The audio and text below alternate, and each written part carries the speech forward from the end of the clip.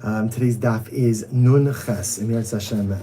Thank you to all of our sponsors. Thank you to our annual Talmud Torah sponsor, the Tilsim Mishpacha of Eretz Yisrael, for dedicating all of the Shiurim and Droshos this year in the Schus Besoros Tovos for Klal Yisrael. Thank you to the Dreisen Mishpacha for dedicating all the Shiurim and Droshos this month of Av, Amalinu Latova, in honor of their parents. We hope that in the merit of our Talmud Torah, all of the Nesham Slavin Aliyah, Emir Hashem, all those who need a refuah Shem together with Kol Cholei Yisrael, Tush Baruch Hashem, Hashem, bring home our hostages, B'Shalom and B'Karov, and our holy soldiers should be successful. B'Chol Ma'asiyeh Day. I will say today's daf is Nun Ches. We are picking up Emir Hashem on Nun Ches. So just to reorient ourselves a little bit, we ended off yesterday's daf in the midst of a very interesting story. The story ultimately again was a situation of an Akum who walked into a store, Jewish-owned store. He wanted to buy wine. He asked the Jewish proprietor, "Do you have wine?" The Jewish proprietor said, "No, we don't have wine." He saw a bucket. He put his hand in the bucket. He said, "Oh, this is wine." The Jew takes the bucket, empties it into the barrel. So the shaila now became, what is the status of the contents of the barrel? Rava said, you're not allowed to drink it, but you are allowed to go ahead and get hana from it. So Rav Huna Bar Chinana and Rav Huna Bar Rav Nachman argued on that, and they said, no, it is aser even ba'ana. Okay, so the Gemara says as follows. So we'll say, now remember, Rava put out his proclamations that ultimately again it's mutter, and these other Rabbanim put out their proclamations that it's also. The Gemara picks up on Chesed with Aleph 58a. Ikla Rav Huna Breid Rav Nachman Mechuzam. So it happens. So now all this happened in the city of Mechuzam, right? So Rava himself is in Mechuzah, and he hears that Rav Huna came to visit the city of Mechuzah.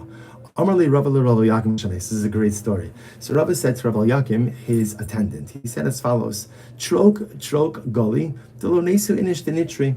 So he said, do me a favor, Rabbi Yakim Shames, do me a favor and close the door. I don't want any visitors. Now, Rava was saying he didn't want any visitors, he wanted to rest. Really, what he didn't want is he didn't want Rav Huna. Right? He heard Rav Huna came, and remember, Rav Huna was his disputant in this case. Now, as we're going to see, Rava already changed his opinion, but he just did not want to get into this with Rav Huna. So what happened? Olagabe. So sure enough, who ended up coming in? Now how Rav Huna got in past the Shamas, I don't know, but he got in. Olagabe. Amar le ki agav namai, and Rav Huna gets into it with Rav, and he says, "What's the story with this case?" He was asking Mamish this case, right? The Gentile walks in, puts his hands in the barrel, in the bucket of the wine of the Jew, and then the contents of the bucket are poured into the barrel. What's the status of the barrel? Amar le aser afilu ba'ano. Ultimately, Rav says it's aser, and it's aser even ba'ano. Rav Huna said, "Really?" But one second, I saw you before in Zayin Beis, and in Zayin Beis you said that in this case, where again, even though the akum is moving the wine, right? And remember again, I don't know if I mentioned this in yesterday's daf, but shikshech means like he's moving the wine with his hand. That's a libational activity. So Rava, you said that when there is shikshech, as long as it's not for libational purposes, you can't drink it, but you can get hana from it. Now you're saying you can't get hana from it. So what's going on over here? To which the Gemara says, Eimer da Amri Analabami Damel, da Ochamra, Dmei da Ochamra mi Amri. So Rabbi said, well, one second. I say you can get hana. In other words, you can get hana from the barrel, but you're not allowed to get hana from the value of the wine that the akum touched. So in that previous case, what I was saying is like this. After the Jew emptied the contents of the bucket into the barrel, he could sell the barrel. But he can't get benefits from, he has to deduct from that the value of the wine that the akum touched. That amount, ultimately, again, he can't get hana from. All right, Gemara says, Rava, why did you have this change of heart? Right, Rava, you said before in Zayin Beis that in this case, even though the akum is moving around the wine, because it's clearly not libational in intent, therefore you can't drink it, but you can go ahead and get hana. Why did you change your mind? So the Gemara starts saying, I changed my mind. When I came to Pumpadisa, Akfon Nachmani Shmaisisa Umasnisa da Aser. I was confronted by Nachmani. Who's Nachmani? Nachmani is Abaye. I was confronted by Abaye, and Abaye showed me both. As a result, Shmaisisa means like stories, all right, or statements, and braisos, right? I was confronted by Abaye with this incontrovertible proof that my position was wrong, and therefore I retracted. So the Gemara says, okay, what are we talking about over here? So the Gemara says, what are the stories? The Gemara says, Shmaisisa, Dahu of the Havbarna, Davasa Shmuel. This exact kind of case happened, where again, Anakum came, stuck his hand in the bucket of wine of the Jew, moved around the wine, and the Jew took the bucket, poured it into the barrel. This happened, and Shmuel said, the barrel is usher. The barrel is usher, right? The wine is usher ba'ano, right? B'Tiveria, same thing happened in Tiveria. But Rabbi Yochanan said it was usher. So now Rava said at first when I heard this, I said Tabai, maybe Lafisha and B'nai Torah, maybe because in Nardon and Tiveria the people aren't learned, and because you're not learned, both Shmuel and Rabbi Yochanan were concerned that if they would permit the wine, even for Hana, people might erroneously think that in regular cases of Yain Nesech is also Mutar Ba'ana, and Abai responded to me, but the Mechuzah B'nai Torah, right? Ultimately again, what about Mechuzah? Right? Mechuzah ultimately again is B'nai Torah. So what would be the excuse? What would be the excuse there? Okay. So Okay. So therefore Abai confronted me with these two episodes where both Shmuel and Rabbi Yochanan were machmir. Those are the two episodes. Masnisa. What's the brisa? This is very interesting. The Gemara says the agardomim ovi kochavim. Agardomim, Rashi points out over here, is Adam hamamuna lishmar hamidos mitzvos hamelach. This is a person who's in charge of weights and measures. This was a government position. He was in charge of weights and measures from the king. Okay, so what happened? The Gemara says he's in charge of weights and measures, and interestingly enough, as part of his job, perk of his job, he would often taste the wine. And Rashi points out over here that sometimes these officials would kind of moonlight as merchants also. In other words, once he's already in the store checking out the weights and measures, he's like, oh, this is good wine, I have a buyer for you. So he would taste the wine. Now what did he do? He stuck a straw, into the seal of the barrel, and he sucked up some wine. He drank some wine through the straw. Or the Gemara says, or he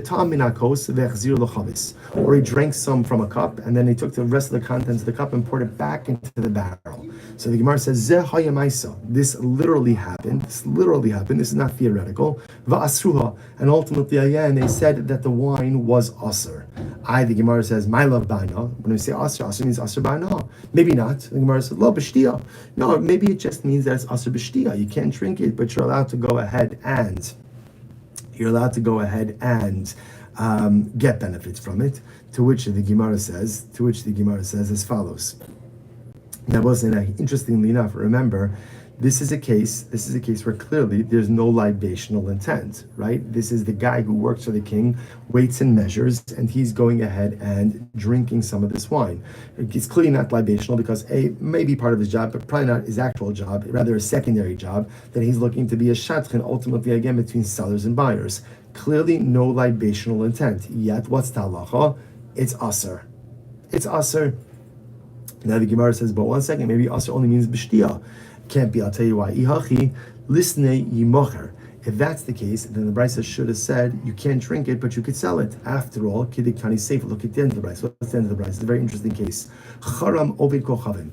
If you have what's a charam? Rashi says over here, mishuga is someone who unfortunately again is insane. Obama rivos. He fights with everyone. Umemaher laso shol b'kavan, and he acts quickly without intentionality. I will say, by the way, it's a very profound Rashi because Rashi is also giving us a definition. What is the definition of a meshuga? What is someone mamish who has lost their mind? Number one, Bama Rivos, someone who engages in machlokes. Why would you, in your right mind, want machlokes? Why would you want to fight? Why would you want any type of contention with another? It's again, the Gemara says, someone who fights is a meshuga. Furthermore, what else is a meshuga? Someone who behaves impetuously or acts without forethought or intentionality, such a person is a meshuga as well. Incredible. Someone says, so let's check what happened. Now, again, literally in this case, the guy's insane, right? The chamar is insane. Shahoshit yado lechavis. He put his hand into a barrel. V'kasavar shel shemini. Now, he thought the barrel was of oil. V'nitzes shel yain. It turned out to be of wine. The Gemara says, this actually happened. And what did Chazal say in that case? V'amru imocher. And ultimately, again, they said that the wine should be sold. Now, again, in this case over here, Rashi says, imocher. Remember, this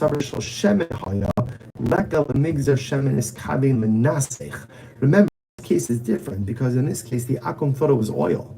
So because he thought it was oil, there's clearly no libational intent. So because there's no libational intent, there's nothing to talk about under this circumstance. So you see from here that when Chazal tell you that when Chazal want to express that something is permitted for Hana, they'll use the lashon of Yimacher. If they don't say that, it must mean that it's Aser Ba'ana.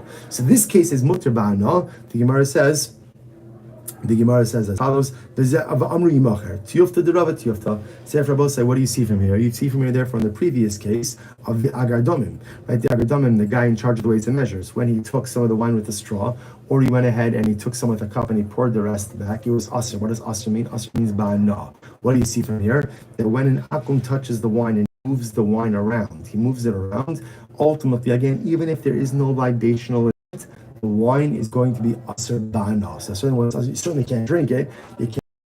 And this effectively refutes the position of Rava. So therefore, again, Rava was refuted by Abaye, and therefore when Rav Huna came to visit him in Mechuzah, Rava had already reversed his positions. Therefore, I will say, where the Gemara is kind of ending off over here right now, is that halacha l'maisa, whenever an akum goes ahead and touches wine and moves it around, halacha l'maisa, even if there's clearly no libational intent, the wine is aser even bana. Even bana. Good. Where it tells the story. Rabbi Yochanan ben Arzer, Rabbi Yossi ben Horai, Havi Yossi the Kashasu Chamra. So Rabbi Yochanan ben Arzer, Rabbi Yossi ben Horai were sitting and drinking wine together. Beautiful. Two great Rabbanim sitting and drinking wine together. The Gemara says, also hu Gavra, a guy came along. Now, interestingly enough, they thought the guy was Jewish. So they said to him, Amrulei, ta ashkion, pour us another glass. So what happened? Lebasa d'ram elakasa, igloim osdo v'kochavimu. After he poured the glass, they realized, my gosh, the guy is an akum. So now the shayla was, what's the status of the wine? So it was a machlok between these two rabbanim. Chad asra afilu ba'ana. One of the rabbanim said the wine is asra even ba'ana. The Gemara says v'chad shari afilu b'shtiya. Another opinion said no, it's mutter even to drink this wine. So the Gemara says, okay, so let's analyze this. So Amar Rabbi Yoshua ben Levi, man da asr shabir asr. The one who said that it's asr even ba'ana is saying good. Uman da shari, and the one who says that it's permitted, Shapir Shari. Ultimately, again, he's saying good that it is aser. So let's analyze. Mandas. So we'll say, what's the logic of these two respective positions? So the one who says that it's aser, we'll say Nun Chesed base 58b. The one who says that the wine is aser, so he says like this. Meima Amar. He says like this. The Akum says to himself the following. Sakal Daitre. Meima Amar. Sakal Daitre Dirabanan Kihani Shikra Kashasu. So listen to this. The Akum's thinking to himself. These are two great Rabbanim sitting down. Could it be that Rabbanim are sitting down having a beer? Rabbanim do not sit down to drink beer. So what do Rabbanim do? They sit down to drink wine. Oh, and good wine. That's what a Rav does. Right? So Sagadaite Rabbanim Kani Shechra Kashasu. So the Akum said like this. Could it be that these Rabbanim sit down to drink beer? No.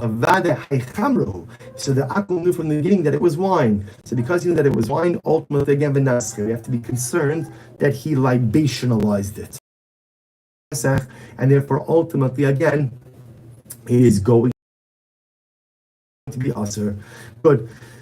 Fine, right? You have to be concerned. Rashi points out over here, Chashin and Dilma Naga v'Nasach v'Anan hu delo Ramya Adaitin leMechzei de b'Yisrav Masakin. So ultimately you have to be concerned that halacha l'maisa, maybe he went ahead and he touched it and ultimately made it into Yayin Nesach. Okay. Man Dishar, say Nun Chesna base 58b, third line down. Man Dishari, the one who said that it's mutter. Shapir Shari, also saying good. Why? Listen to this. Meimar, the Akum says to himself, could it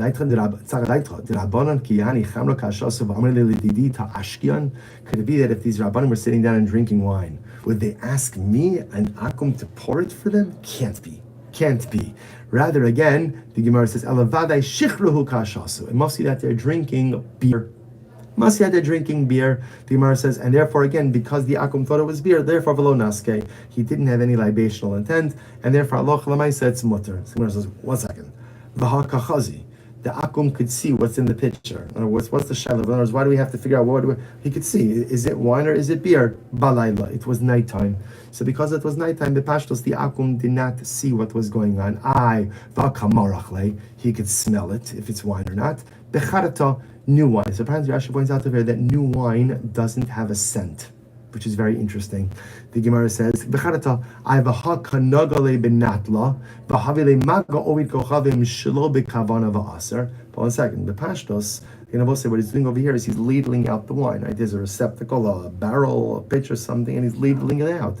The ladle is an extension of the akum's hand. If that's the case, then the akum is touching and moving the wine. We just said before that when the akum touches and moves the wine, even if there's not libational intent, it still makes the wine asr. Still makes the wine asr. So how could this be mutter?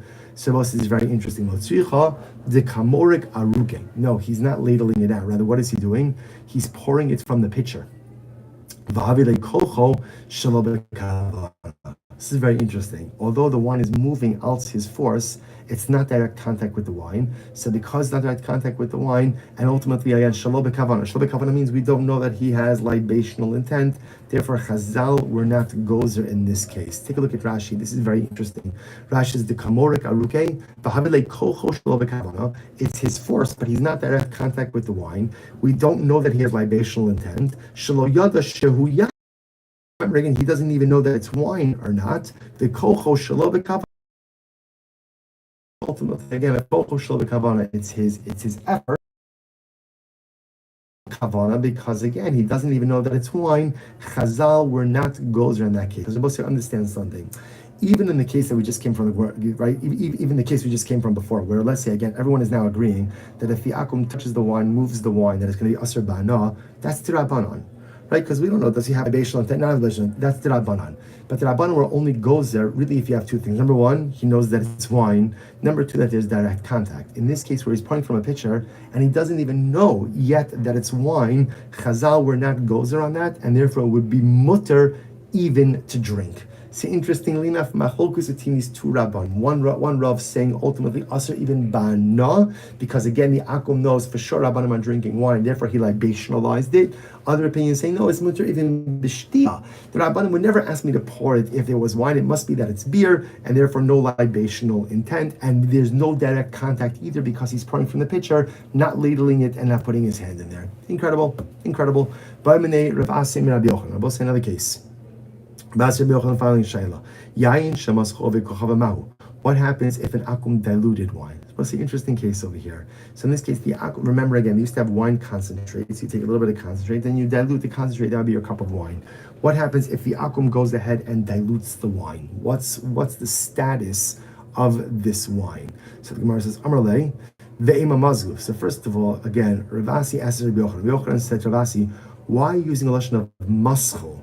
The proper lashon is mazgu. So why saying maschu? It's just asking first, just on the verbiage. Use shemazgu. So to which Rav Asi responded, Amarle Aniki Dechsivna Kaimna. I'm using the lashon of the pasuk. What's the pasuk from Mishlei? Tavcha bas chayena. So the lashon from the pasuk in Mishlei, mascha means to go ahead and dilute. To which Rabbi Yochanan responds, that's very nice. However, lashon Torah liatzma, lashon Amarle lashon Torah liatzma, lashon liatzma. Look, when you're learning Tanakh, use lashon of Tanakh. When you're learning Gemara, use the lashon of Gemara. Okay.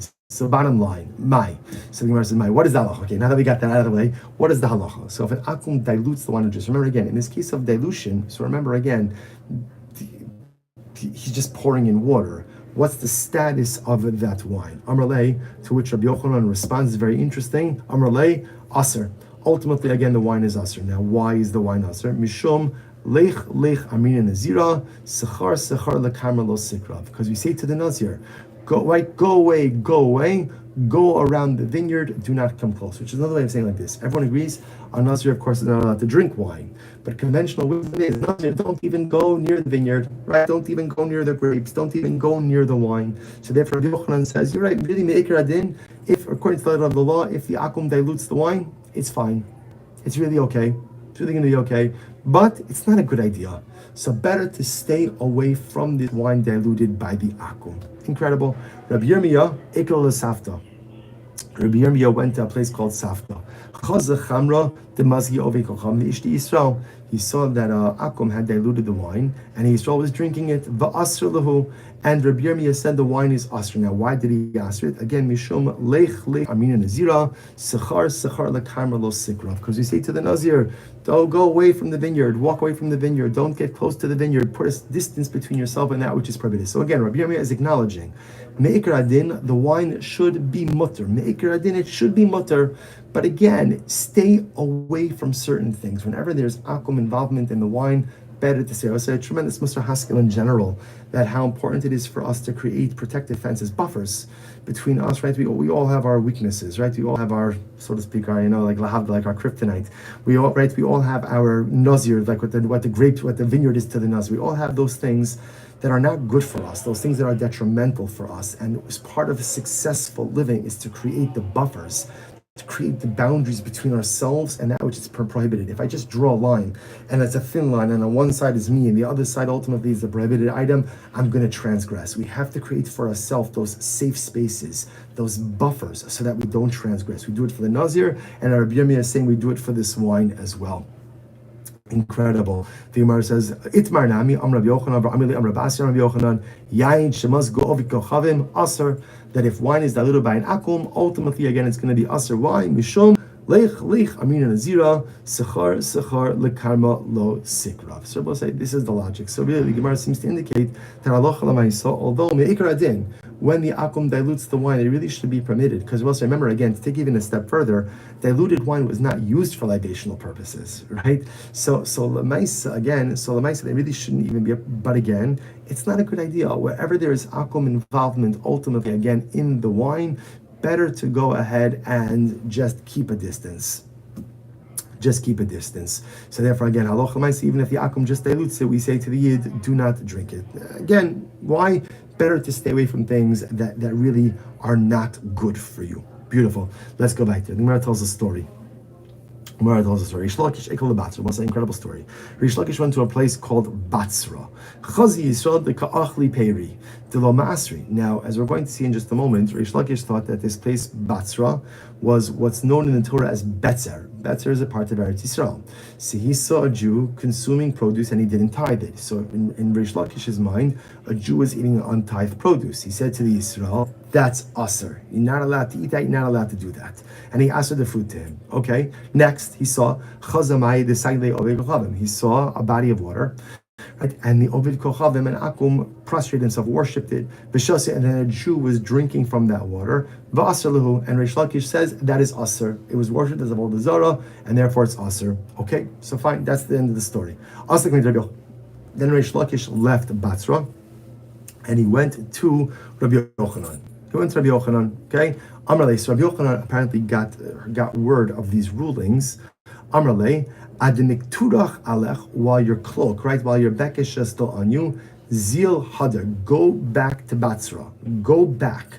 Now again, I will say, if you look at Rashi says over here, ademikturach alech, ba'ot shebegadech alecha, while your clothing is still on you, chazir etzlam, go back to Batzra, v'hatar lahem, v'lo tisha afilu lanuach mitorach haderech. Go back and reverse those two rulings. You're wrong. Rish Lakish, you're wrong. Go back and reverse those two rulings. Don't even put your feet up to relax from the journey. So I'll say this is really incredible. So Rabbi Yochanan says, Rish Lakish, don't even take your coat off. Don't even take your cloak off. Go back to Batzra and reverse those rulings. Why? What's wrong? Number one, last line of the Betzer, Lav Hainu Batzra. Number one, Betzer is not Batzra, right? So Batzra is not the biblical Betzer. So in other words, this place where you were, it's not part of Eretz Yisrael. So because it's not part of Eretz Yisrael, therefore again, the produce has no sanctity. Because it has no sanctity, there's no tithing obligation. So therefore you told this yid that his fruit is aser. Not true. Not true. Go and reverse it. Number two, Yomim Umayim Sharabi, you aser that body of water because an akum had worshipped it. Reverse that as well. Mayim shal rabim einon ne'asarin. A body of water owned by the public cannot be made asar ultimately again for the actions of an individual akum. So I'll say, so therefore again, Rabbi Yochanan tells Rish Lakish you are wrong on both accounts. Ultimately again, go back. Now again, the story happens to go on onto Nun Testament Aleph, which we'll stop with this part over here. But I'll say, but how profound is this? That Rabbi Yochanan says to Rish Lakish, go back now. Go back now. Because I will say, there's a tremendous Mosar Haskell in this. First of all, in general, when the psak is wrong, you have to reverse it as quickly as you can so as not to create, just more hardship. But also, we'll say, just like in a life lesson way, when something has to get done, there has to be a sense of urgency. We all know this. Anything, generally, things that I put off until tomorrow, generally don't get done tomorrow. And often don't get done ever. If something is important enough to do, then it's got to be important enough to do it now. Granted, not everything, can't do everything at the same time, But often in life, if something has a sense of urgency, then get it done with an urgency. Because if you leave it somehow, some way, it just has a way of remaining undone. Rish Lakish, you got to reverse it, and you got to reverse it now. No, you can't have a drink of water. No, you can't put your feet up. No, you can't relax. No, you can't sit out tomorrow. If it's important, it has to get done now, especially when it impacts other individuals. Especially if something that I've done impacts someone else, there's an urgency to get it done now. But it's not just when it impacts it, in general in life. If something is important enough to do, then get it done now. The Gemara then goes on to explain in tomorrow's daf, ultimately again, Rabbi Yochanan's position. We'll stop over at there. We'll say, apologize, I know it's a little bit of a faster daf time, so I'm recording this at a conference, but it's a great source to be able to learn with you. Also, I want to thank the Chevra. I hope it's all right that I took the prerogative to do a virtual shir instead of having an in-person Magichek. Rabbi Richter left town. I thank you again to Rabbi Richter for giving the shir. A little bit selfish. I love learning with the Chevra, and to me, my learning and my day and my neshama is better when I'm with all of you, even if it's just virtually. I hope it's not a compromised experience for the rest of you. So thank you for indulging me a little bit. Another couple of days, and we'll be back with everyone, hopefully by the end of next week, Emir Hashem. And a special thank you to Moshe Abramson and to Jeremy Lassen, who facilitate all the technology of this as well. Sorry for the background noise. Every day it's a different location, different new set of technological challenges and issues of Baruch Hashem.